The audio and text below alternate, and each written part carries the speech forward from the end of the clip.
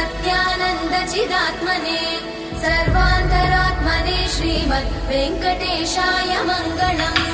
स्वतः सर्वविदे सर्वशक्तये सर्वशेषिने सुलभाय सुशीलाय वेङ्कटेशाय मङ्गलम्। परस्मै ब्रह्मणे पूर्णकामाय परमात्मने प्रयुञ्जे परतत्त्वाय वेङ्कटेशाय मङ्गलम्। आकालतत्त्वमशान्तमात्मनामनुपश्यताम् अतृप्त्यमृतरूपाय वेङ्कटेशाय मङ्गलम्।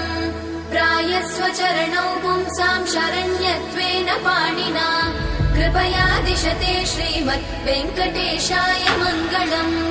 दयामृततरङ्गिण्यास्तरङ्गैरिव शीतलै अपाङ्गैः सिञ्चते विश्वम् वेङ्कटेशाय मङ्गलम्। स्रग्भूषाम्बर